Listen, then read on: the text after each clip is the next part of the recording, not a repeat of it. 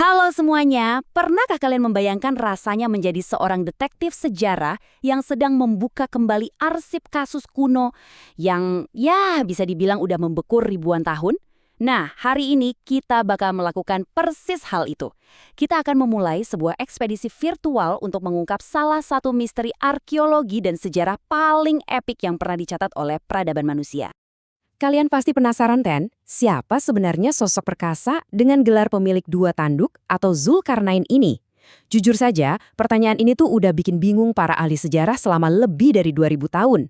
Dan yang jauh lebih bikin penasaran, di mana sebenarnya letak tembok besi raksasa yang dia bangun? Tembok super kuat yang katanya dibuat khusus untuk mengurung sebuah bangsa perusak yang sangat ditakuti. Oke, mari kita bedah teka-teki sejarah ini pelan-pelan. Semuanya bermula dari teks fundamental ini. Coba perhatikan baik-baik, ini adalah landasan historis yang memicu perdebatan luar biasa selama berabad-abad. Ada sekelompok penduduk lokal yang putus asa, memohon kepada seorang raja besar untuk membangun penghalang pelindung dari kaum perusak bernama Ya'juj dan Ma'juj. Jadi teks kuno ini jelas bukan sekedar mitos atau dongeng pengantar tidur. Ini adalah cetak biru historis dari sebuah proyek infrastruktur raksasa di masa lalu. Nah, kita masuk ke bagian pertama, misteri identitas sang penakluk. Kalau kita telusuri arsip-arsip sejarah, penyelidikan para ahli itu selalu mengerucut pada dua nama besar ini. Di satu sisi, kita punya Alexander Agung dari Makedonia, sang penakluk yang namanya udah nggak asing lagi. Di sisi lain ada Cyrus Agung atau Koresh, pendiri Kekaisaran Persia. Keduanya ini benar-benar penakluk legendaris yang wilayah kekuasaannya membentang sangat luas dari barat ke timur. Tapi pertanyaannya, siapa di antara mereka yang profilnya paling match dengan catatan teks-teks kuno tadi? Mari kita adu kedua kandidat kuat ini, Cyrus Agung melawan Alexander Agung.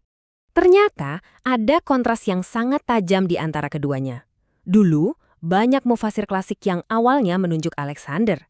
Tapi tunggu dulu, para peneliti modern saat ini justru sangat condong memilih Cyrus Agung. Kenapa bisa gitu? Gini logikanya. Alexander itu seorang politeis yang menyembah dewa-dewi Yunani. Dia membangun kekuasaan murni demi ambisi dan kejayaan pribadi. Dan kalau kita baca sejarahnya, seringkali diwarnai dengan kekejaman. Sebaliknya, Cyrus ini dikenal luas sebagai sosok yang toleran, penganut monoteis, dan sejarah mencatat dia sering membebaskan bangsa-bangsa yang tertindas.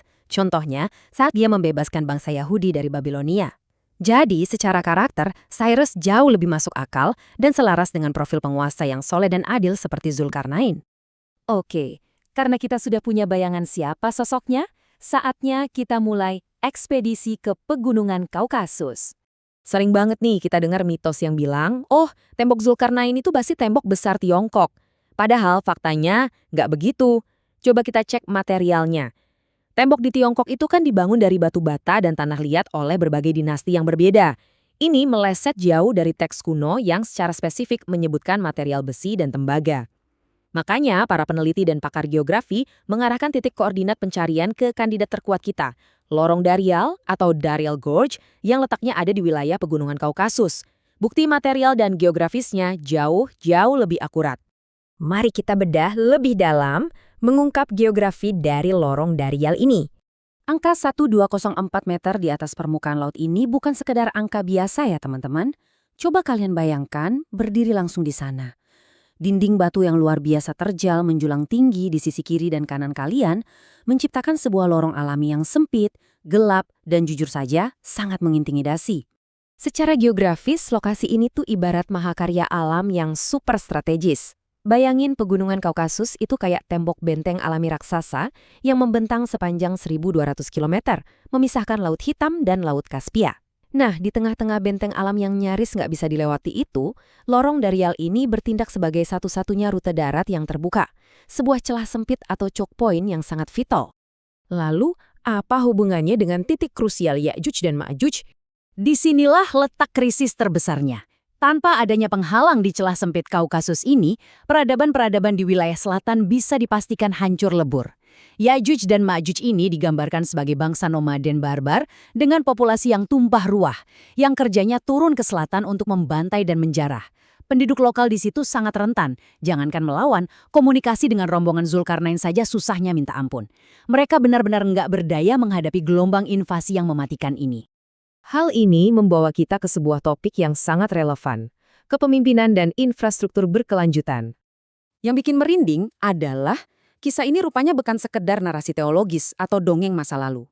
Banyak jurnal akademik dan kajian sains modern yang sungguh-sungguh menelaah langkah Zulkarnain dari kacamata teknik material dan metalurgi tingkat tinggi. Bayangkan, menghadapi krisis kemanusiaan sebesar itu, dia nggak cuma menaruh pasukan penjaga di sana. Dia membangun solusi infrastruktur jangka panjang yang benar-benar jenius. Coba kita urai proses konstruksinya. Gila banget sih ini. Pertama, dia menginstruksikan warga untuk menumpuk blok-blok besi berukuran masif sampai benar-benar menutup celah di antara dua tebing curam itu. Kedua, mereka meniupkan api yang sangat besar sampai seluruh struktur besi itu menyala merah merona. Dan langkah ketiga, nah disinilah letak kejeniusan teknisnya, dia memerintahkan untuk menuangkan cairan tembaga mendidih ke atas struktur besi yang sedang panas-panasnya itu. Ini adalah teknik alloying atau pembuatan paduan logam dalam skala yang luar biasa raksasa. Riset metalurgi modern membuktikan betapa cemerlangnya ide tersebut. Kita tahu besi itu sangat keras dan kuat, tapi kelemahannya satu, gampang karatan alias korosi. Nah, dengan melapisinya pakai tembaga cair, dia menciptakan struktur yang bukan cuma mustahil untuk ditembus dan terlalu licin untuk dipanjat, tapi juga kebal terhadap cuaca dan karat. Sebuah inovasi infrastruktur berkelanjutan yang didesain untuk bertahan ribuan tahun. Tentu aja, mahakarya fisik ini nggak akan ada artinya tanpa karakter luar biasa dari sang perancangnya. Zulkarnain ini menunjukkan model kepemimpinan kolaboratif yang jujur aja langka banget kita temui. Waktu penduduk lokal menawarkan harta dan upeti ke dia, ditolak mentah-mentah. Alih-alih memeras mereka, dia justru mengajak dan memberdayakan warga untuk gotong royong membangun dinding itu bersama-sama. Dia menyeimbangkan kekuasaan mutlak dengan moralitas yang luar biasa. Dan yang paling keren, begitu mega proyek ini selesai, dia sama sekali nggak sombong. Dia cuma bilang kalau semua ini bisa terwujud murni karena rahmat dari Tuhan. Kita sampai di penghujung eksplorasi kita hari ini dengan sebuah pemikiran yang menurut saya cukup menampar kita semua. Kisah Zulkarnain ini ternyata bukan cuma sekedar investigasi sejarah untuk mencari koordinat sebuah tembok besi kuno. Ini adalah sebuah cermin besar buat kita. Coba bayangkan, kita hidup di era modern dengan teknologi super canggih, tapi kita masih sering berkutat dengan masalah kepemimpinan yang krisis integritas dan proyek infrastruktur yang gak berpihak rakyat banyak. Kalau ribuan tahun yang lalu saja ada seorang pemimpin yang bisa memadukan kecerdasan teknis tingkat dewa dengan kemuliaan moral demi melindungi peradaban tanpa pamrih, lalu apa sebenarnya yang menghalangi kita saat ini? Silakan teman-teman renungkan pertanyaan ini. Terima kasih banyak sudah menemani ekspedisi kita kali ini, dan sampai jumpa di eksplorasi seru berikutnya.